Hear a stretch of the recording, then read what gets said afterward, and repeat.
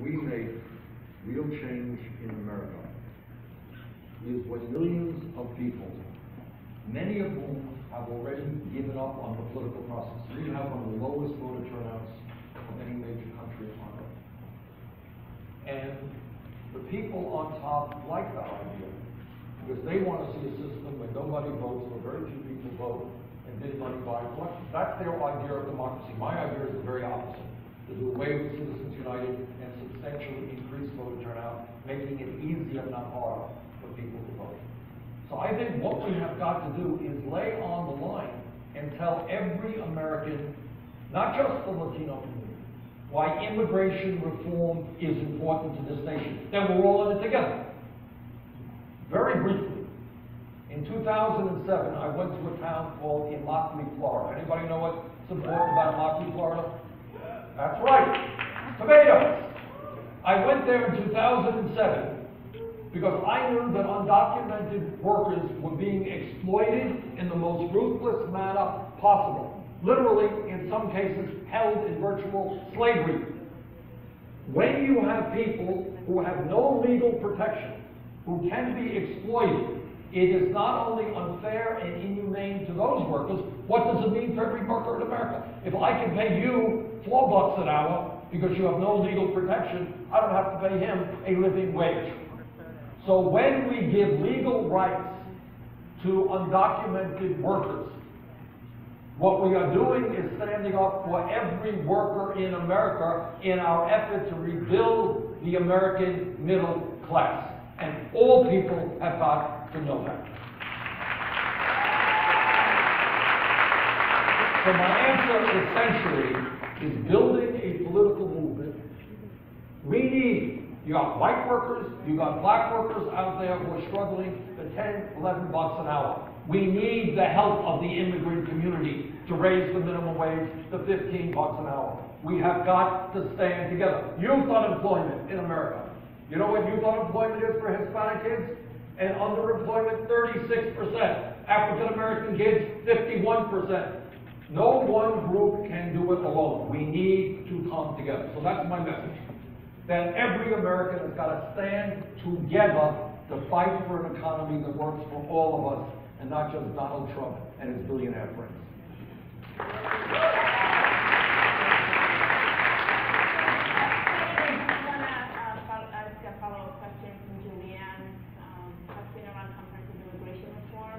I think most of us in this room would agree that we have a pretty toxic Congress, and we have for over a decade now tried to pass comprehensive immigration reform. So my question to you is, as president, what would you do specifically to work with such a dysfunctional Congress to make sure that we pass a comprehensive immigration reform bill that includes a path to citizenship and is full with toxic provisions around border militarization and the like? That's right. And let me repeat what I said a moment ago. You know, I voted for the 2013 bill. It was not a great bill. We know that. It was better than nothing, I thought. I will tell you two things, and I don't want to mislead you here. I do have a history of being able to work with Republicans. In the last Congress, I was chairman of the Veterans Committee. We passed probably the most comprehensive veterans health care legislation in decades, and I have to do that working with people like John McCain, people like Jeff Miller over in the House. I can work with Republicans. But, I gotta be honest, so long as Republicans think that they gain politically by demonizing the immigrant community and by appealing to racism, we're not gonna win this struggle.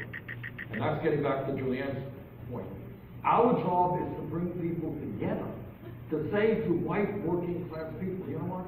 It's not the immigrants who are your opponents. It's not the immigrants who have sent you a job abroad. It's not the immigrants who are refusing to raise the minimum wage. These are the people who are doing it, and you've got to stand together. And when we do that, I think immigration reform can be one of the very important fundamental changes that we make in America to transform this country and improve lives for all of our people. But it is a question of creating a movement. I have said it and I'll repeat it again. This election is not just electing Bernie Sanders president or Hillary Clinton or anybody else president. Nothing significant is going to happen unless we build a movement. If 63% of the American people don't vote, as was the case last November, we are not going to make the changes that we need. So we need leadership, we need vision, we need people prepared to take on the greed of Wall Street and the billionaire class. That is what this campaign is attempting to do.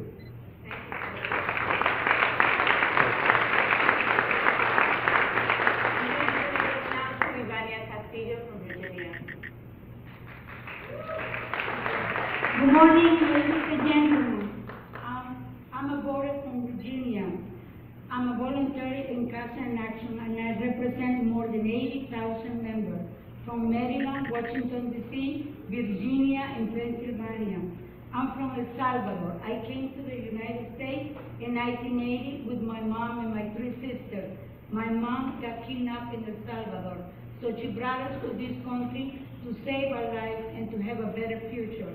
In 1986, I became resident of this country.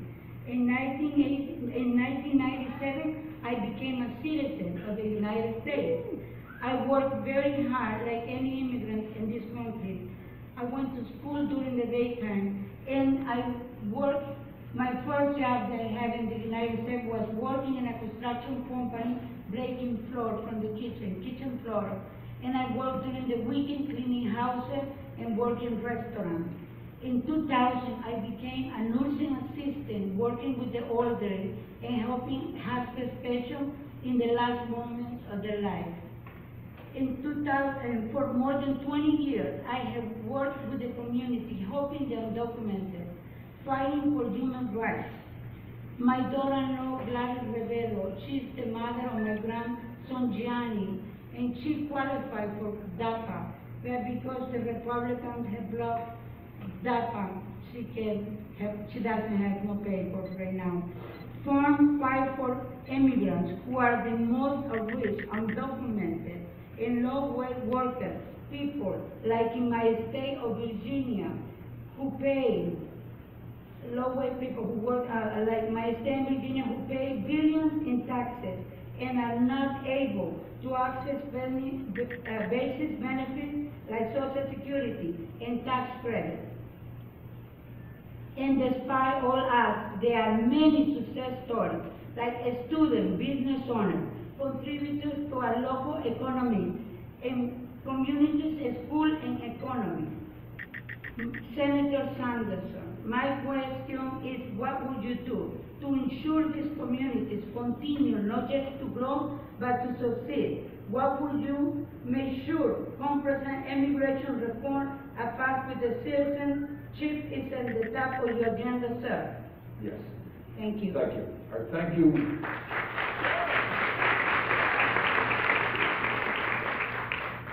Thank you for your courage, and thank you for telling us your life story, which reflects the life story of millions of families in this country. I think one of the saddest things that I have seen since I've been on the campaign trail is the fear that exists in many people that they can walk out on the street today and suddenly be deported. Mothers are worried about their children, children are worried about their fathers. That is not what America should be about. So what we have got to do is to fight as hard as we can to end that fear that exists by taking people out of the shadows immediately, as quickly as possible, and providing legal status. All right, that's number one. And number two, obviously, your point about people contributing into Social Security, not getting the benefits, you're absolutely right. And that is unacceptable. So what we have got to do, I mean, the goal is that we have 11 million people today who are living in fear. We have got to move as rapidly as we can to comprehensive immigration reform. We've got to rally the American people to demand that Congress does it. And we have got to have a president who will use the executive powers of that office to do the best that he should do. That's all. Yeah. Sanders, can I follow up Sure. on this question and ask you, in January 2017, and the first 100 days of a Sanders administration, would you make a priority to fight and pass comprehensive immigration reform with the pathway to citizenship in those first 100 days? You want the short answer? Absolutely.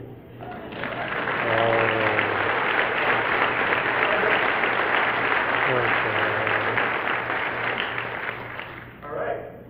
Short answer. That's great for us. Let's keep it moving.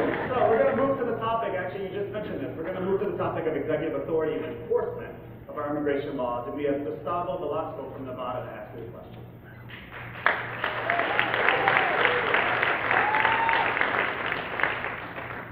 Hi, my name is Gustavo Velasco. I am a DACA recipient, and I cannot tell you how big of a difference this has made to my life. I am part of the group now that doesn't have to look over the shoulder when a cop or an immigration officer comes around. It's such a relief. I've been living, I came to America from the US when I was 14 years old with my mother Maria. We've been living in Nevada ever since we came from Mexico, and I now call this home. My story is similar to the ones of many immigrant families that just want to come here to better their lives and the quality of life for the children, sisters, brothers, all of us in the community. I went to school and I got my associate degree in culinary arts, and now I co-host a morning show called Wendy Arino, where I have my own cooking segment. I absolutely love it.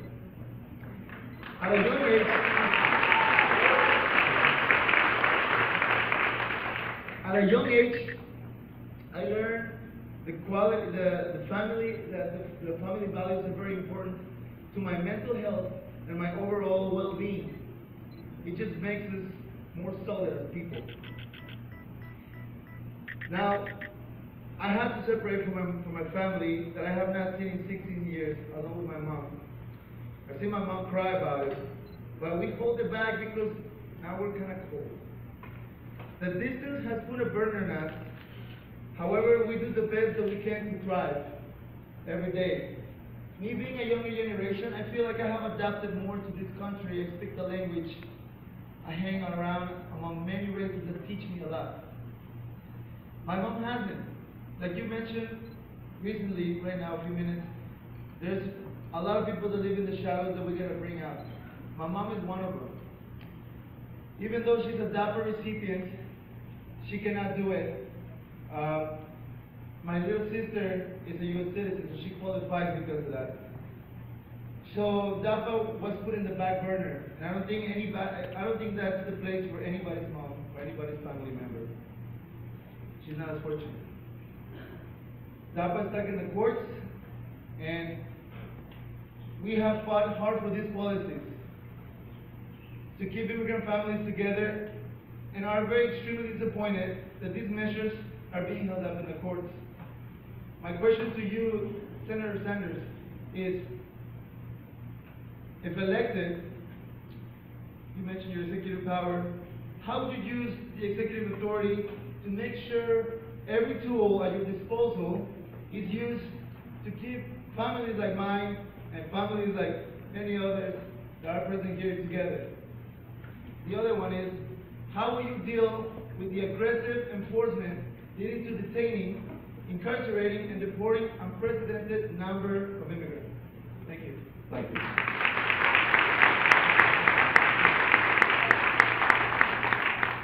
I think your second question really significantly touches on the first, and that is we will fight vigorously in the courts to overturn that decision.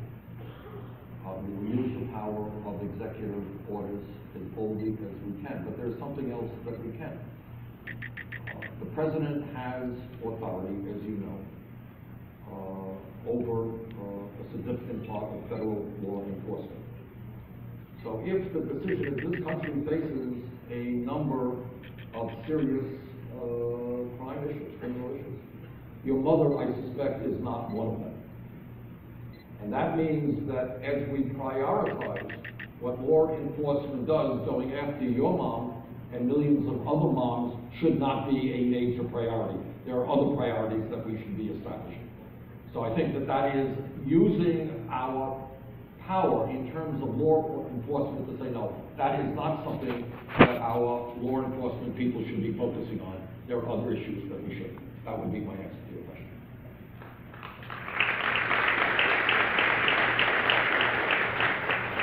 Last question, Senator, comes from Priscilia Rodriguez Pillo.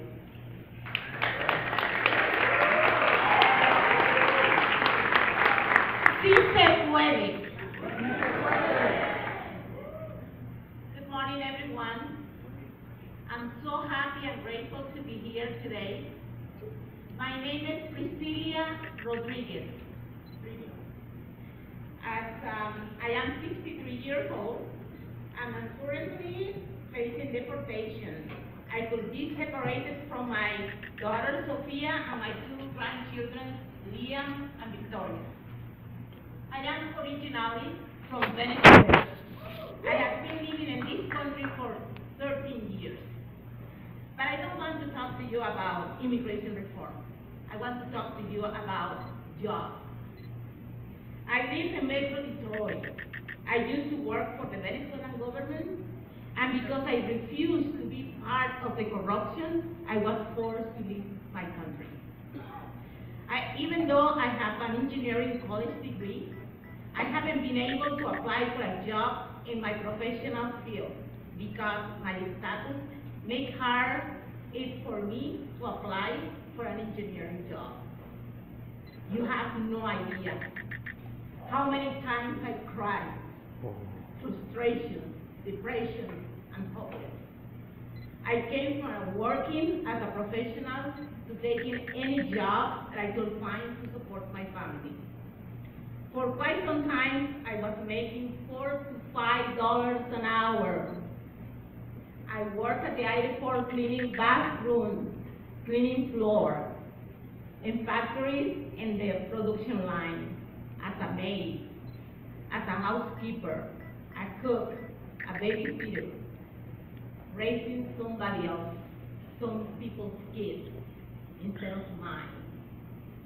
It was a painful choice to have to make.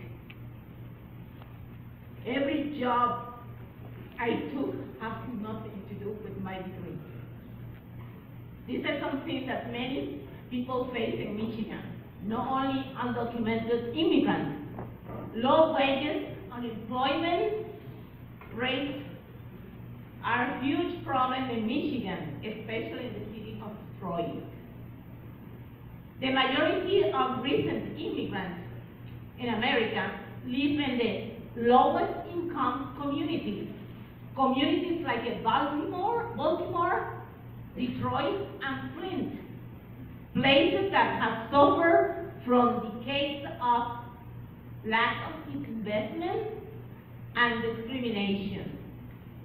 Now, Senator Sanders, my question to you is, will you, Senator Sanders, commit a big enough investment need to reduce the unemployment rate at least 50% to the poorest places in America? Thank you so much.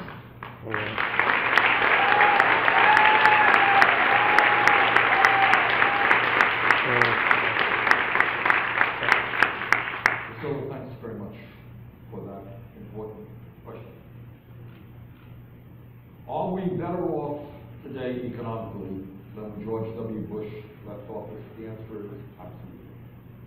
Are we anywhere near where we have to be? No, we are not. Every month, the government publishes, and you see on the front pages of the papers, an unemployment statistic. Recently, it is 5%. How many people here really believe that unemployment in America is 5%? Anyway, it is virtually double that if you include people who are working part-time and people who have given up looking for work. Youth unemployment, as I mentioned a moment ago, off the charts. African American youth unemployment and underemployment, 51%. I believe that when you have millions of people unemployed and underemployed, it is the responsibility of the federal government to create millions of jobs. And this is what we have proposed. this is what we are promoting. What's interesting, you're an engineer. Yes, and this relates to this, all right? You all know that in America, our infrastructure, roads, bridges, water systems, wastewater plants, airports, rail system, falling further and further behind. We need to invest trillions of dollars. We have legislation to invest $1 trillion rebuilding our infrastructure over a 5-year period creates 13 million decent paying jobs. How's that? All right. Number 2, youth unemployment. One of the scandals, one of the disgraces that our country faces is we have more people in jail than any other country. You all know that? And it is related to unemployment issues. So as I said a moment ago, this president will put money into education and jobs, not jails and incarceration.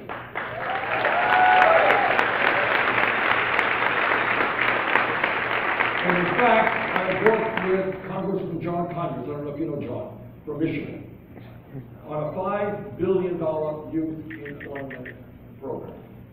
In my view, to answer Priscilla's very good question, we have a desperate need to create millions of decent paying jobs in this country.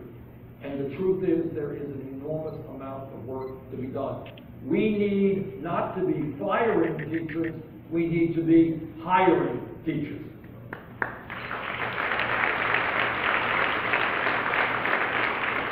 So when we deal with the tragic crisis of climate change and the need to transform our energy system away from fossil fuels and move toward energy efficiency and sustainable energy, we can create all types of jobs, creating a green, sustainable economy.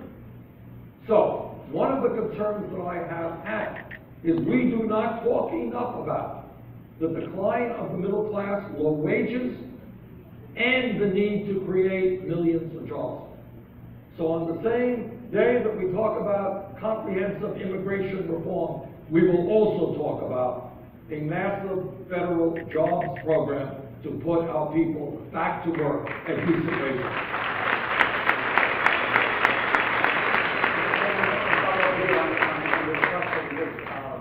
You put out some great numbers. $1 trillion, Yep.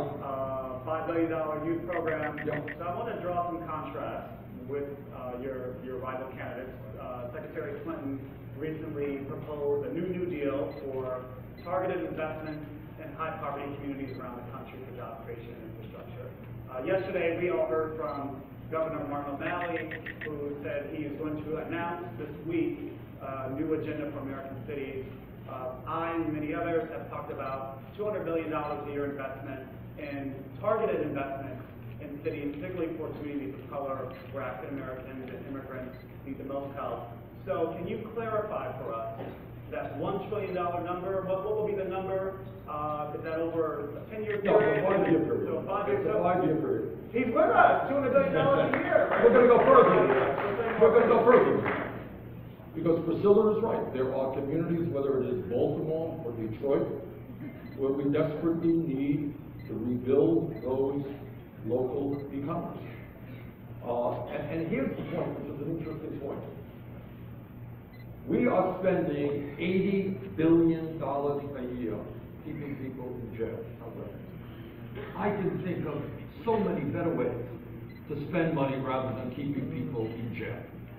And when you take some of that money and you invest it in jobs and education, in hiring teachers and hiring mentors, you know what? We're going to save money by creating jobs. Yeah, it'll cost us some money to put people to work, but it is a lot less expensive to find a job than to put somebody in jail. All right? It costs a lot less money. So I believe in a full employment economy. I think that makes people, you know, you talked about fear. We talked about fear. I think, Gustavo, you talked about fear. Well, the same principle exists when I've been unemployed in my life. You don't feel very good if you're not a productive member of society, do you? You feel, am I worth anything? What am I worth? And then you get trouble. There was a study recently people, middle-class people, mortality rate is going up. Their wages are going down, they don't have any jobs, they don't see any meaning in their lives. They're in despair.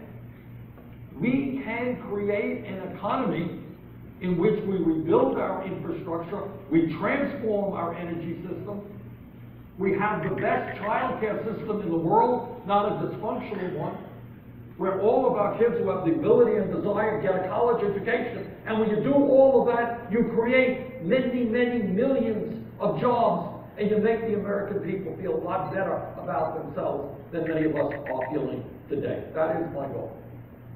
Okay.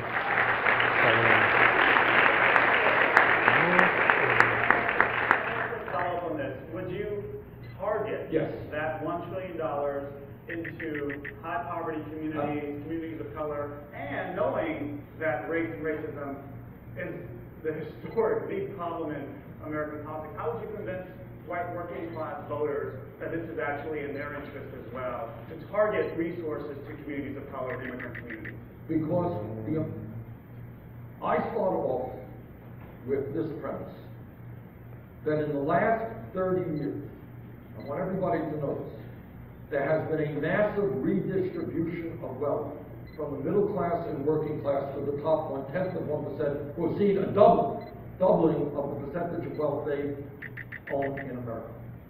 So what we are going to do is not say, oh, we're just going to give money to African American or Latino communities. I'm not going to do that. We are going to focus on communities most in need. But I got news for you, in white rural states, there is also need. And I think in a country which is the wealthiest in the world, in a country which has seen a massive distribution of wealth from the poor to the rich, we are going to ask the wealthy, we are going to ask corporate America to start paying their fair share of taxes, so we're going to be able to put all people back to work, targeting, of course, those communities most in need. But it's not going to be exclusively. There are white rural areas where you have 20% unemployment in America, and I want to pay attention to them as well. We have the resources to do it, and that's what I intend to do.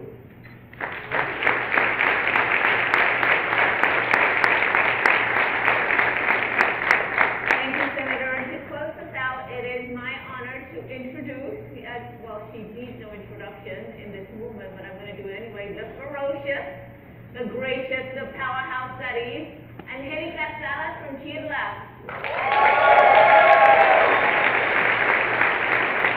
How are you all feeling? Well, we believe you, Senator Sanders. This election is about us.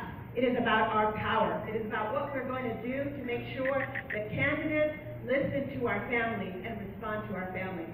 And with me today is Berta Sandoval, who's going to tell us what she's going to do. Berta?